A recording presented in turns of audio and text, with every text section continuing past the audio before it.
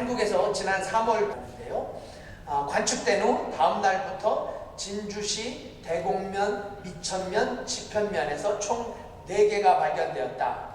1943년 전남 고흥군 두원면에서 채취된 두원 운석 이후 71년 만에 국내에서 채취된 운석으로 미래창조과학부에 따르면 유성이 대기권으로 떨어지다 한 덩어리가 경남 함양 산청상공에서 폭발하였고 그중 일부 잔해가 진주 지역에 떨어진 것이다. 한국해양과학기술원 부석 극지연구소가 진주 운석의 일부를 절단해 광학현미경, 전자현미경으로 분석한 결과 시원 운석으로 판명났으며 그중 철, 니켈, 황금이 많이 함유된 H그룹에 속한다고 발표했다. 이런 뉴스 기억나세요? 저도 어렴풋이 기억이 납니다. 그야말로 돌 뉴스죠. 돌덩어리가 엄청난 이슈가 되었어요. 왜 이게 이슈가 되었을까요? 왜요? 이게 그냥 돌덩어리가 아니라 어떤 뉴스에서 운석 로또라는 표현을 실제로 사용했어요. 운석 로또. 운석 로또 왜일까요? 이번에 발견된 운석 중 하나가 그냥 돌덩이 같더라고. 이렇게 어제 제가 이제 인터넷으로 보니까 요만한 돌덩어리인데 무려 9,500만 원에 이렇게 호가인데 9,500만 원. 참 놀라지 않을 수 없는 그런 액수입니다. 이 사건 이후로 실제로 정말 많은 사람들이 심지어는 외국에서 온 소위 운석 사냥꾼이라 그래요. 이런 사람들. 운석 사냥꾼이라는 외국인들까지도 진주에 몰려들었다고 전해집니다. 그리고 당시 한국지질유산연구소에는 하루에도 셀 수도 없는 많은 전화가 빗발쳤대요. 왜 그랬을까요? 내가 찾은 돌이 운석이 맞는지 확인하기 위해서.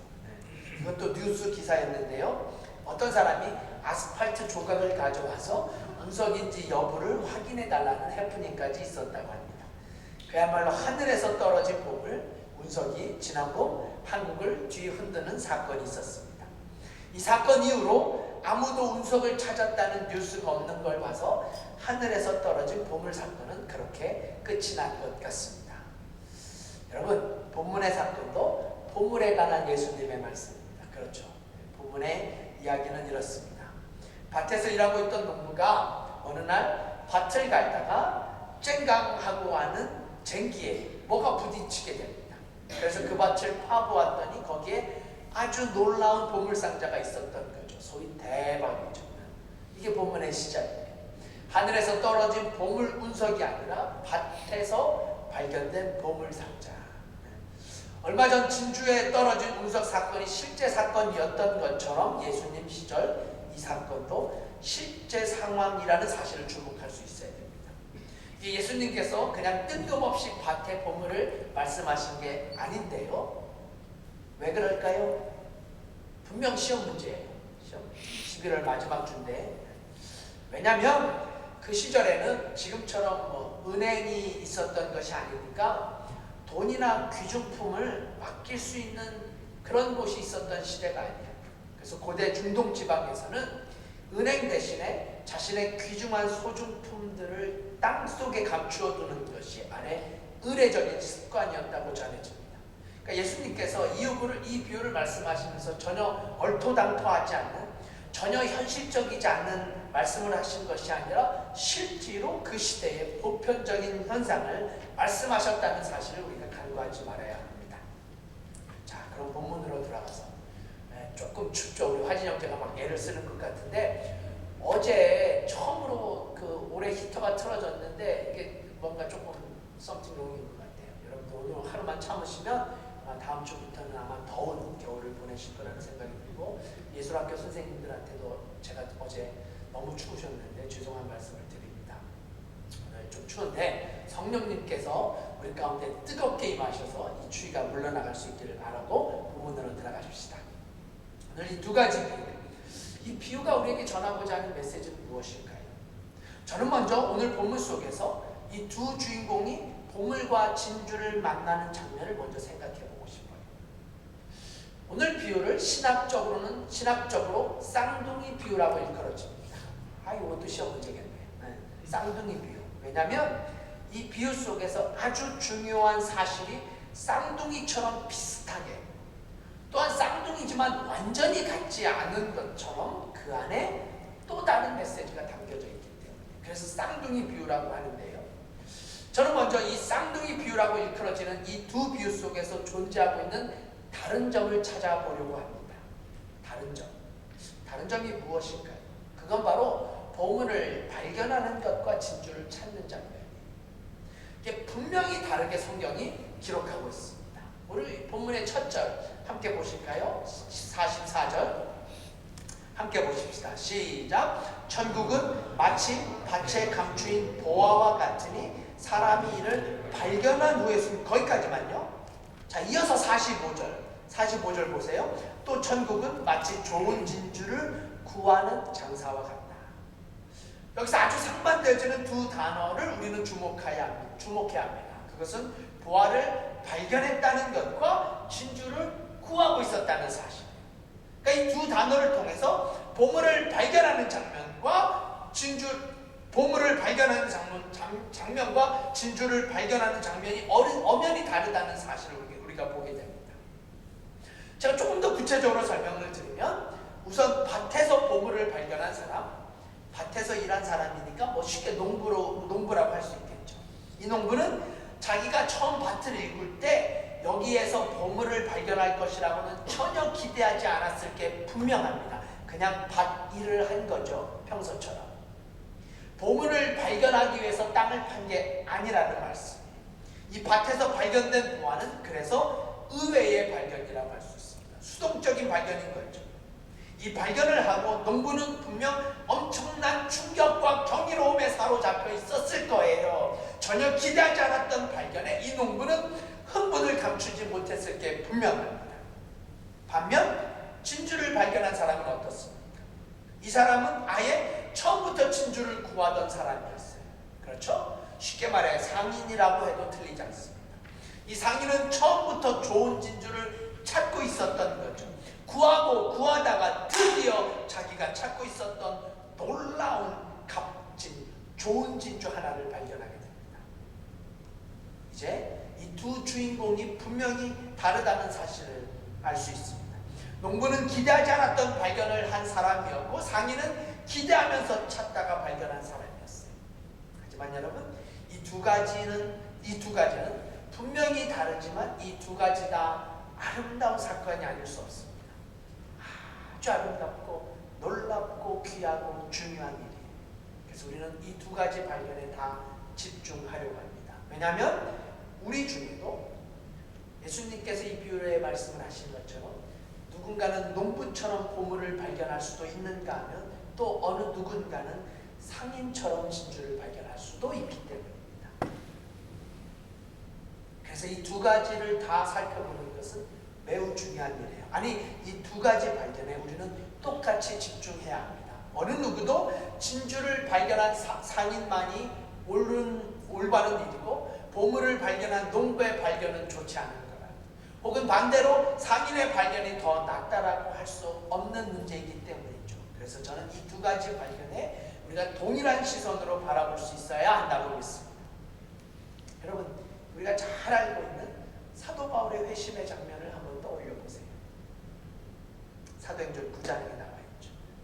사도 바울은 그 시절 하나님이 아닌 예수님을 믿고 사는 사람들을 이 땅에 없애기 위해서 담액색으로 한숨에 달려가고 있던 어느 날이었습니다.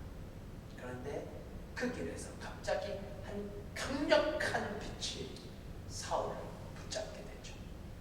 그는 빛 가운데 쓰러지면서 소리를 듣습니다. 사울아, 사울아, 내가 어찌하여 나를 핍박하느냐. 이때 사울이 묻죠. 당신은 누구십니까? 그리고 하늘로부터 나는 내가 핍박하는 예수라. 나는 내가 핍박하는 예수 그리스도라. 라는 이 말에 그가 꼬꼬라지면서 사울이 바울이 되는 광경을 성경은 증언합니다. 이게 사도행전 9장에서 나오는 아주 유명한 놀라운 장면이죠. 네, 이것이 바로 보물을 발견한 농부의 모습이라고 할 수 있습니다. 왜냐하면 사도 바울도 전혀 기대하지 않았던 곳에서 예수를 만났기 때문이죠. 기대하지 않았던 장소에서 보물을 찾은 사람. 이 사람이 바로 사울이며, 아니 지금도 수많은 사람이 여전히 이렇게 주님의 음성을 듣고 주님을 만난다고 저는 믿습니다. 사랑하는 여러분, 저는 우리 성도님들이 어떻게 예수님을 처음 만났는지, 어떻게 처음 크리스찬이 되었는지 정확하게 알지 못합니다.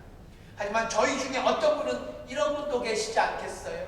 내가 전혀 기대하지 않았던 장소에서, 내가 전혀 기대하지 않았던 시간에 나에게 충격적으로 다가오셨던 주님, 저 십자가의 사건, 내 인생의 뜻밖의 장소, 아니 오늘 본문의 표현을 빌리자면 나의 밭을 갈다가, 내 삶을 살다가, 혹은 내 인생의 고난을 경험하다가 어느 날 내 앞에 나타나신 예수님, 한국에서 전혀 몰랐던 이름이지만 이 미국이라는 곳에 이민 오면서 유학생활을 시작하면서 어느 날 나도 모르게 내 삶 속에 나타나신 우리 주님, 그래서 내 삶에 말할 수 없는 감동과 충격을 주신 예수님, 내 심장과 내 영혼의 깊은 곳을 향해서 다가오시는 예수님, 우리는 충분히 이렇게 예수 그리스도를 만날 수 있습니다. 이것도 주님의 인도고 계획이고 은혜일 수 있습니다. 특별히 이것은 조국을 떠나 살아가는 우리들에게는 얼마든지 오늘도 일어나고 있는 믿음의 사건들이 아니겠습니까? 그럼요. 그래서 이사야 선지자의 입술을 통해서 주님은 이렇게 우리에게 선포합니다. 이사야 65장인데요. 우리 한번 찾아보십시다. 예, 성경의 중간쯤에 있어요. 구약 1045페이지. 페이지 수로 찾으면 조금 더 쉬우실 것 같아요. 이사야 65장 1절 말씀. 자, 여러분들이 성경을 찾는 것들을 권유하는 이유는 이 시간이 아니면 이사야가 어디 있는지도 모르게 그렇게 한 주가 지나가시죠. 이사야 65장 1절 말씀 1045페이지 다 찾으셨을 줄 믿고 함께 한 목소리로 하나님의 음성을 봉독하십시다. 시작. 나는 나를 구하지 아니하던 자에게 물음을 받았으며 나를 찾지 아니하던 자에게 찾아냄이 되었으며 내 이름을 부르지 아니하던 나라에게 내가 여기 있노라 내가 여기 있노라 하였노라. 아멘.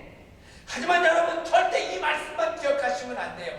결코 이 말씀만 붙드시면 안 돼요. 왜냐하면 예수님은 구하라 그리하면 너에게 주실 것이요, 찾으라 그러면 찾을 것이요, 문을 두드리라 그리하면 너에게 열릴 것이니 구하는 이마다 얻을 것이요, 찾는 이가 찾을 것이요, 두드리는 이에게는 열릴 것이니라. 할렐루야. 네, 이 두 말씀을 우리는 함께 기억할 수 있어야 돼요. 그래서 굳이 주님도 두 가지의 비유를 함께 말씀하셨다고 생각이 됩니다.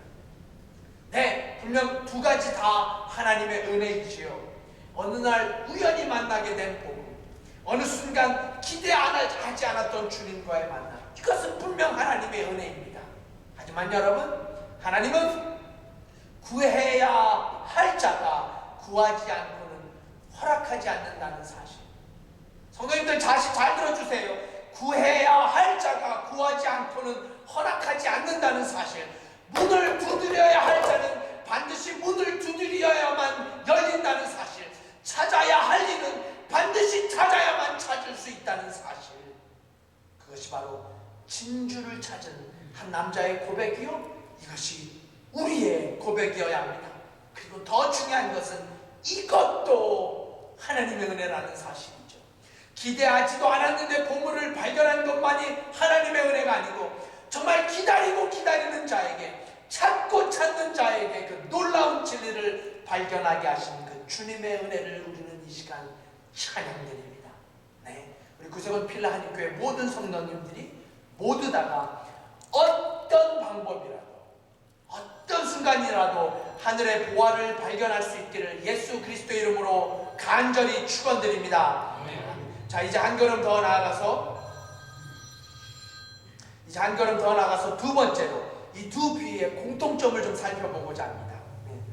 지금까지는 제가 이 두 비유의 서로 다른 점을 먼저 찾아봤는데요, 이제 두 번째와 세 번째 교훈의 두 비유의 공통점을 찾아보면서 함께 은혜를 나누고자 합니다. 화진 형제, 오늘 아마 그거 잘 안 될 거예요. 고민하지 않으셔도 돼요. 자, 이 두 비유의 공통점은 무엇일까요? 이 두 비유 속에서 등장하는 농부와 상인에게 발견할 수 있는 동일한 모습은 무엇일까요? 그것은 바로 이들이 천국에 대한 가치를 제대로 인식하고 있었다는 사실이에요. 이 두 사람이 천국의 가치를, 즉 보물과 진주의 가치를 제대로 알고 있었어요. 그러므로 우리 그리스도인들이 천국에 대한 가치를 정말 제대로 인식해야 한다는 점을 우리 본문은 우리에게 가르칩니다. 저는 이게 매우 중요한 메시지라고 생각해요. 굉장히 중요해요. 왜 이게 그렇게 중요하냐면 천국의 가치를 결코 싸구려가 아니기 때문입니다. 천국의 가치는 절대로 싸구려가 아니에요. 자, 그럼 본문으로 돌아가서 무슨 일이 생겼는지 한번 확인해 보십시다. 한 농부가 밭을 갈다가 우연히 보물상자를 발견하게 되고, 그러자 이 농부가 보물상자를 일단 감추어 두고 가서 자기의 소유를 다 팔아 그 보물이 묻혀있는 밭 전체를 삽니다. 두 번째 비유에서는 아주 값비싼 진주를 발견한 사람이 마침내 그가 가진 모든 소유를 다 팔아서 그 진주를 샀다고 이렇게 성경이 증언합니다. 사랑하는 여러분, 우리는 이 두 비유의 말씀을 통해서 보물을 발견한 사람과 진주를 구하고 있는 사람, 이 두 사람 모두 보물과 진주의 가치를 누구보다 분명하게 인식하고 있었다는 사실을 놓치지 말아야 해요. 보물의 가치를, 진주의 가치를 제대로 알았어요. 좋은 진주의 어마어마한 가치를 이미 잘 알고 있었다는 말씀이에요. 여러분, 예수님 당시처럼 지금도 보물의 가치는 어마어마합니다. 보물의 가치는 시대가 아무리 지나도 변하지 않습니다. 오늘의 본문을 설교하는 한국의 이동원 목사님은 이것이 바로 돈의 힘이다 라고 아예 딱 잘라 설교합니다. 보물의 힘, 이것이 바로 돈의 힘이다. 네, 아무도 부인할 수 없는 사실. 하늘에서 떨어진 작은 돌 하나를 찾아 무작정 한국은 물론 전 세계에서 몰려든 운석 사냥꾼들의 소식을 접하면서 결국 우리는 돈이 간 힘이 얼마나 크고 놀라운가. 왜 운석을 발견해? 그게 이제 경매에 붙여지거든. 참 돈의 힘을 우리는 결코 간과할 수 없습니다. 네, 돈의 힘. 이 돈의 힘은 어떨 때는 사람을 살리기도 하지만 사람을 더 많이 죽이기도 한다는 사실. 어제 말고 지난주 토요일 이런 일이 있었습니다. 지난주 토요일이 우리 예술학교 선생님들 사례받는 날이었어요. 매달 마지막 주. 그야말로 교회의 허리가 휘청하는 날입니다. 제 허리도 휘청합니다. 그래도 참으로 감사하고 기쁜 날이에요. 제가 예술학교를 시작하면서 홈페이지에 쓴 글처럼 저는 교회가 학교를 향한 지원에 인색하거나 부족하지 않기를 간절히 소망합니다. 정말 힘들고 버겁지만 저도 있는 힘을 다해, 아니 죽을 힘을 다해 이 사역을 위해서 헌신하려고 합니다. 제 전화가 좀 무슨 문제가 있어요. 제가 우리 반주자님을 위해서라도 제가 이 메시지를 좀 드리고 싶어요. 오늘 아침에 메시지가 왔어요. 박사관님, 감사해서 문자합니다. 강희가 두 손으로 피아노를 치는 모습을 보니 덕분입니다. 아들도 기타나 피아노 감사하고요. 은혜가 가득한 예배 되시기를. 이렇게 문자가 왔어요. 네, 제 덕분이에요. 네, 우리 선생님들 덕분이죠. 네, 이 사역을 위해서 우리 반주자님은 물론 저도 버겁지만 있는 힘을 다해, 죽을 힘을 다해서 헌신하려고요. 근데 이게 만만치가 않아요. 왜냐하면 한 달에 한 번 지급되는 선생님들의 사례비가 결코 만만치가 않기 때문에 여러분 좀 놀라는 척이라도 해주세요. 지난주 6,073불을 지불했어야 했어요. 감사해요. 몇 분들 호응해 주셔서. 생각만 해도 떨리는 금액입니다. 여러분, 그래도 제가 너무너무 감사한 게 우리 반주자님을 비롯해서 교회 우리 청년들이 이 6,073불 중에 많은 사례비가 우리 청년들, 우리 교회 분들에게 가는 거. 제가 얼마나 기쁘고 감사한지 모르겠어요. 적지 않은 액수가 우리 선생님들에게 지급이 됩니다. 그런데요, 제가 이번에도 실명은 거론하지 않겠는데요, 우리 회장님이 즐겨 사용하시는 방법대로 최모나 자매님, 이런 일이 있었어요. 사례비를 받은 토요일에 레슨이 다 끝나고 제가 그냥 농담으로 이런 말을 던졌어요. 뭐 나 자매님 오늘 사례비 받았는데 오늘 사관님한테 뭐 사주는 거예요? 여러분 정말 웃자고 던진 소리였습니다. 제가 단 한 번도 우리 예술학교 선생님들에게 단 1불도 아직 받지 않았어요. 받지 않았습니다. 정말 가볍게 농담으로 던진 말이었어요. 뭐나 자매님 오늘 사관님 뭐 사줄 거예요? 그랬더니 이 자매님이 제 말이 끝나기가 무섭게 이렇게 반응했습니다. 뭐라고요?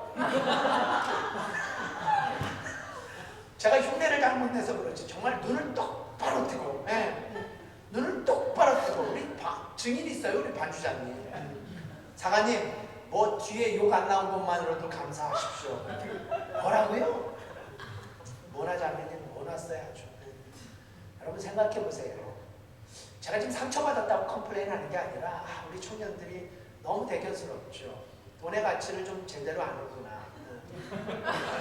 학생으로 결코 적은 돈이 아닐진데 교회에서 받은 수고한 사례를 막 쓰지 않고 사관이 아무리 사달라고 협박을 해도 전혀 흔들리지 않는 우리 최모나 자매님, 박모나 자매님, 우리 예술학교 선생님 아직 우리 교회 청년들이 저는 돈의 가치를 좀 제대로 아는 청년들이 되었으면 좋겠다는 생각을 의지적으로 했던 게 사실입니다. 여러분 다시 본문으로 돌아가십시다. 한국의 한 설교가는 이 본문은 이 부분을 해석하면서 아주 중요한 질문을 우리에게 제시합니다.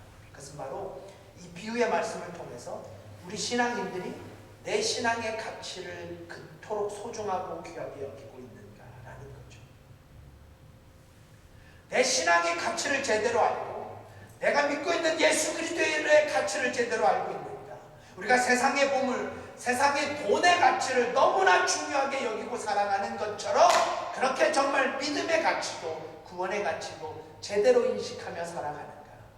오늘 본문에 진주와 보화가 말하고 있는 천국의 가치를 정말 제대로 인식하며 살아가는가? 저도 오늘 동일한 심정으로 제 자신에게 그리고 여러분에게 같은 질문을 던지고 싶습니다.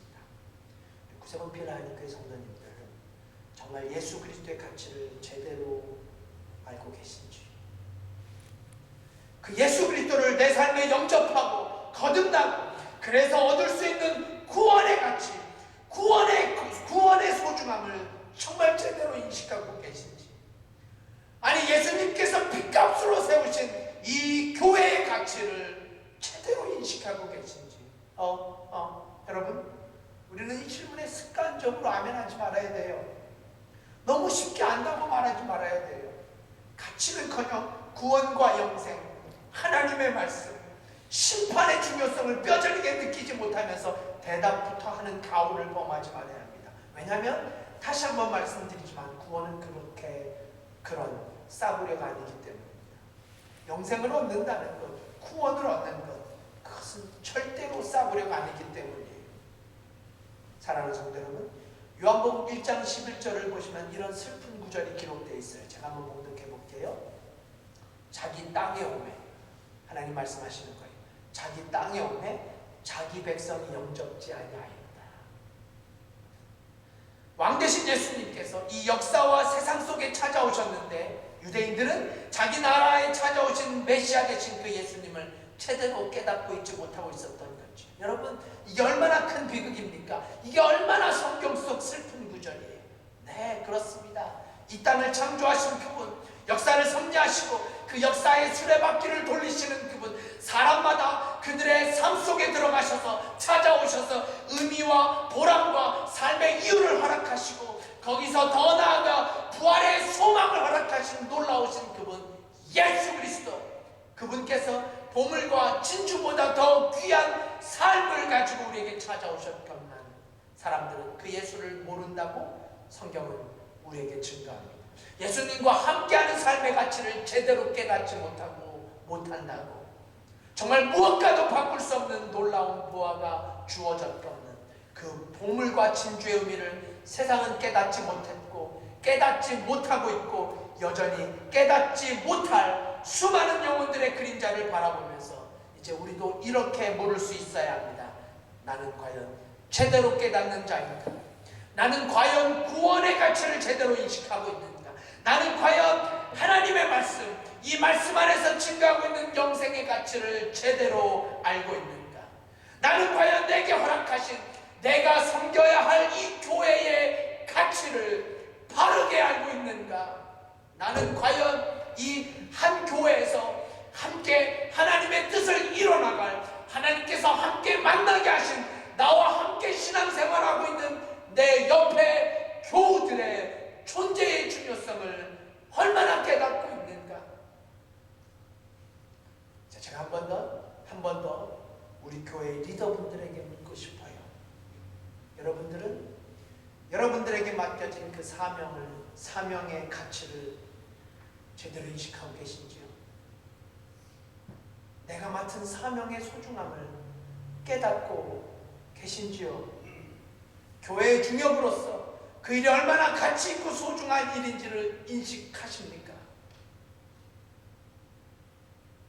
교회 각 기관에 맡은 리더자로서 적은 교회이지만 작은 공동체지만 그 맡겨진 리더자로서, 아니 혹은 찬양팀으로서, 한글학교와 예술학교의 사역자로서 정말 여러분이 맡은 사명이 얼마나 소중한지 제발 여러분에게 맡겨진 사명을 싸구려로 취급하지 마십시오.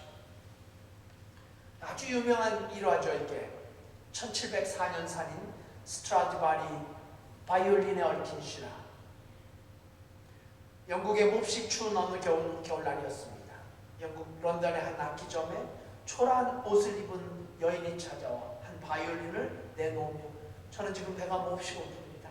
제발 이 바이올린을 사주시겠어요? 돈 얼마라도 좋습니다. 라고 사정을 하죠. 악기점 주인은 여인의 이 모습이 하도 불쌍해서 악기를 쳐다보지도 않고 오불을 주고 삽니다.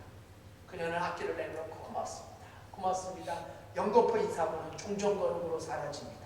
이제 그녀가 가고 난 후에 주인이 공을 바이올린을 켜보려고 활을 줄에 대고 한번 당겨봅니다. 그런데 놀랄 만큼 좋은 소리가 나요. 이상한 생각이 들어서 이 주인이 바이올린 안에 먼지를 털고 속을 들여다보았더니 거기에 이렇게 쓰여져 있다고 합니다. 안토니오 스트라디바리 1704년. 안토니오 스트라디바리 1704년. 좀 아셔야 놀랄 텐데. 예나자매는 알고 있죠. 모나 자매는. 주인은 놀라 자빠질 뻔했다고 하죠. 아주 유명한 실화입니다. 이 바이올린이 1704년 이 스트라디바리 바이올린이 200년 가까이 많은 사람들이 찾아오던 악기, 그토록 유명한 스트라디바리 바이올린이었던 거죠. 악기점 주인은 얼른 밖으로 나가서 그 여인을 찾아봤으나 그 여인은 이미 사라져 없었다고 합니다. 수십만 달러의 바이올린이 방금 오불에 거래되어졌다는 이야기는 우리에게 여전히 많은 생각을 하게 합니다. 그렇습니다. 오늘 비유가 바로 동일한 메시지가 아니겠어요? 영원한 생명을 가지고, 위대한 약속을 가지고, 하나님의 나라를 가지고, 놀라운 천국의 비밀을 가지고, 영생을 가지고 우리에게, 아니 나에게 다가오셨던 주님. 하지만 우리는 그 주님의 가치를 얼마나 제대로 인식하고 있는지요. 여러분과 저에게도 부활을 발견한 사람처럼, 진주를 만났던 사람처럼 내가 소유해야 할 천국의 가치를 그렇게 제대로 알고 있는지, 이것이 오늘 우리가 물어야 할 질문입니다. 자, 그럼 이제 마지막 세 번째, 오늘 본문 속에 또 다른 아주 중요한 공통점을 우리가 발견해야 합니다. 그것은 바로 가치를 제대로 인식했다면, 천국의 가치, 신앙의 가치, 믿음의 가치를 제대로 인식했다면 그것을 소유하려는 결단이 있어야 한다는 거예요. 가치의 소중함을 제대로 인식했다면 그 가치 있는 것을 소유하려는 결단과 노력이 필요하다는 말씀이에요. 자, 우리 본문의 44절을 함께 봉독하여 보십시다. 44절 함께 읽어요. 시작. 천국은 마치 밭의 감추인 보화와 같으니 사람이 이를 발견한 후에 숨겨두고 기뻐하여 돌아가서 자기의 소유를 다 팔아 그 밭을 샀느니라. 46절 말씀도 동일합니다. 함께 읽어요. 시작. 극히 값진 진주 하나를 만나매 가서 자기의 소유를 다 팔아 그 진주를 샀느니라. 이 두 절을 통해서 우리는 보물을 발견한 사람과 진주를 찾은 사람이 어떤 대가를 지불해서라도 그 보물을, 그 진주를 소유하기로 결단했다는 사실을 보게 돼요. 그렇죠? 그래서 이 밭에서 보물을 발견한 농부는 자기의 모든 재산을 다 팔아서 보물이 묻혀있는 그 밭을 사게 됩니다. 또 진주를 발견한 상인도 자기의 모든 소유를 다 팔아서 그 진주를 샀다고 성경은 증언합니다. 여러분, 한번 생각해 보세요. 만약 농부가 자기가 발견한 보물이 자기가 소유한 전 재산보다 가치가 없는 것이라고 생각했다면 왜 자신의 전 재산을 다 팔았겠습니까? 진주를 발견한 상인도 마찬가지가 아니겠어요? 그러니까 가치를 제대로 인식하는 것이 무엇보다 먼저 중요합니다. 왜냐하면 가치를 제대로 인식하지 않았다면 그것을 소유해야 한다는 어떤 이유도 찾을 수 없기 때문이죠. 하지만 여러분, 저는 여기서 한 번 더 이들의 모습과 이들의 마음을 들여다보고 싶어요. 무슨 말씀이냐면 가치를 알았어요. 내가 발견한 것이 대단한 것이고 내가 발견한 진주가 정말 값지고 귀한 것인 것을 알았어요. 하지만 그냥 알기만 하고 그것을 소유하려는 어떠한 노력도 하지 않았다면 그 보물이, 그 진주가 자신의 것이 될 수 있었겠습니까? 아니, 보물을 갖고 싶었지만, 진주를 갖고 싶었지만 자신의 재산도 놓지 않고 그것도 포기할 수 없다면 그들이 과연 보물과 진주를 소유할 수 있었을까요? 자신의 재산이 아까워서 자신이 가지고 있는 것을 절대로 포기할 수 없었다면 이들의 이야기가 과연 천국을 말할 수 있었을까요? 여러분, 오늘 본문에서 말하고 있는 성경 원문에서의 보물은 그냥 다이아몬드 정도의 보물이 아니에요. 진주도 그냥 값이 좀 나가는 정도의 진주를 말하는 게 아니라 성경의 원문의 이 보물은 세상에서 단 하나밖에 없는 보물.